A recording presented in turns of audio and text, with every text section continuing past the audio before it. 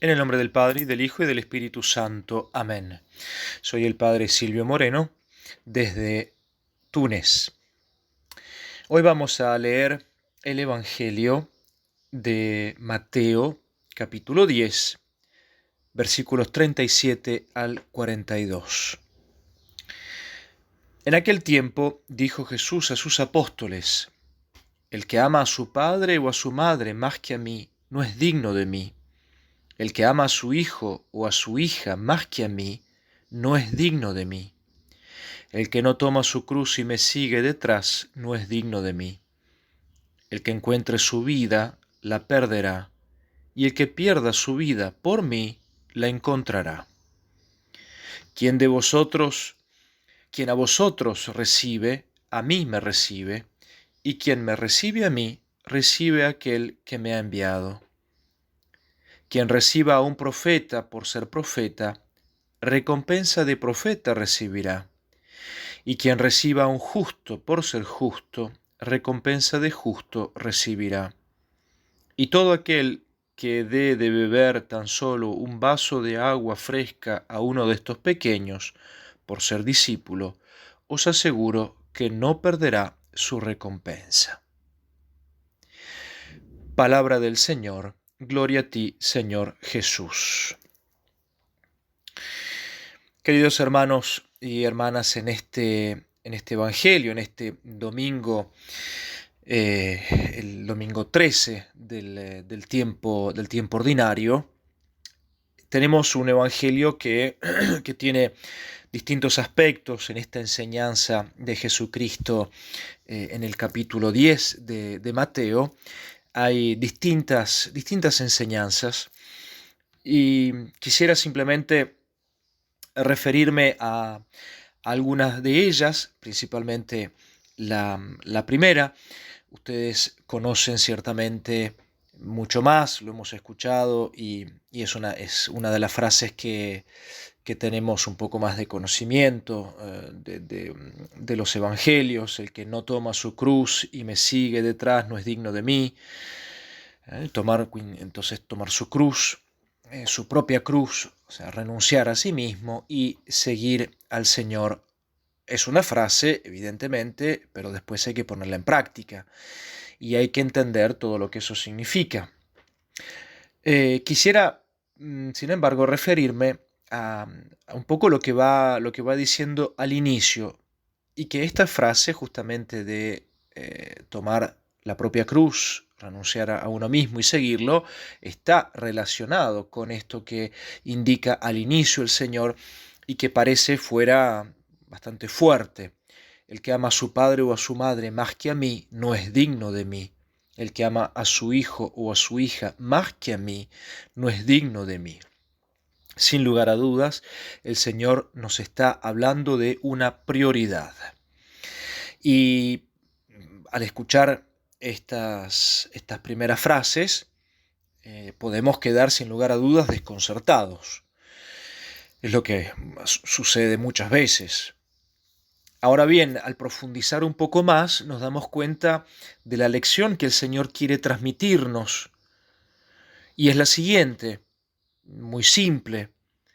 Para el cristiano, el único absoluto, el único valor principal y primordial es Dios y su reino. Y acordémonos en esto, otra frase también del Señor, enseñanza profunda, al final del discurso y de su primera grande homilía, el Sermón de la Montaña. El Señor nos dice: buscad el reino de Dios y su justicia, y el resto se dará por añadidura. Por lo tanto, entonces, justamente esta es la lección fundamental. Para el cristiano, para el verdadero cristiano, el único absoluto es Dios y su reino. Es decir, el único criterio de acción tiene que ser Dios, Jesucristo, evidentemente, la Iglesia y todo el reino de Dios. El resto viene por añadidura. Sin lugar a dudas, en este buscar a Dios y su reino y su justicia, cada uno de nosotros, tiene que descubrir cuál es el lugar que Dios le ha dado, es decir, descubrir su propia vocación. Y sin lugar a dudas, esta puede ser una de las tareas más delicadas de todas. Y después de descubrir su propia vocación, es decir, de encontrar el lugar que Dios nos ha dado en este mundo, la misión que Dios nos ha dado en este mundo, seguirla fielmente, lo cual también implica una gracia particular. Si un cristiano o una cristiana tienen, por ejemplo, vocación matrimonial, deben ver que llevar a cabo su vocación consiste, y en algún modo la misión que Dios les ha dado en este mundo, va a consistir justamente en amar a su familia tal como Cristo ama a la iglesia, es decir, con fidelidad, es decir, de modo indisoluble, es decir, con pureza, es decir, con un amor sobrenatural. De ese modo tiene que vivir el que tiene esa vocación matrimonial. La vocación, por ejemplo, a la vida religiosa o al sacerdocio pide también ciertas condiciones. No anteponer los vínculos familiares a los de la fe. Para el que vive en una vida religiosa y en una vida sacerdotal, el primer valor absoluto será Dios y la iglesia, y luego la familia, la propia familia. Pero no se puede anteponer los vínculos familiares a los de la fe, si con ello evidentemente nos faltamos a los requisitos básicos de la caridad cristiana, sin lugar a dudas. Los vínculos familiares no pueden esclavizar y ahogar la vocación a la que somos llamados, no importa cuál sea esta vocación, y más sobre todo si se trata de una vocación más perfecta como es la vocación sacerdotal o religiosa. Los vínculos familiares no pueden esclavizar o ahogar esa vocación.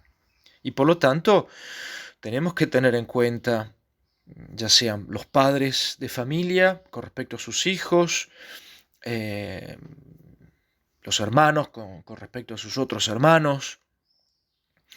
Detrás de la palabra amor puede a veces esconderse un deseo posesivo del otro que le quita libertad para desarrollar su vida humana y cristiana, es decir, para desarrollar su propia vocación. O, por ejemplo, el miedo a salir del nido familiar y enfrentarse a las exigencias de la vida y de la llamada de Jesús a seguirlo.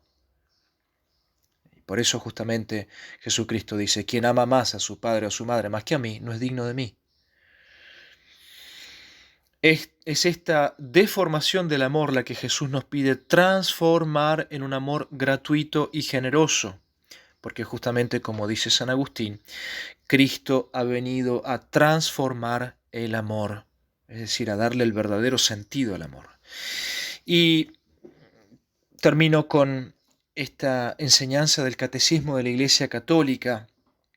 Es preciso, dice el Catecismo, convencerse de que la primera vocación del cristiano es seguir a Jesucristo. Fin de citación del Catecismo.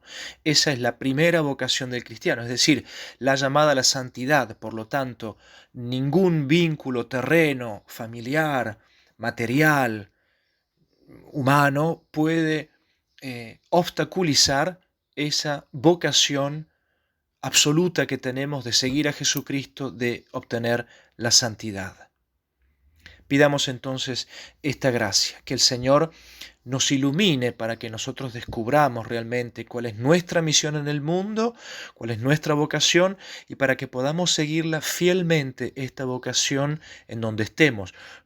No importa cuál sea esta vocación, que estemos casados, que estemos consagrados, que seamos laicos comprometidos,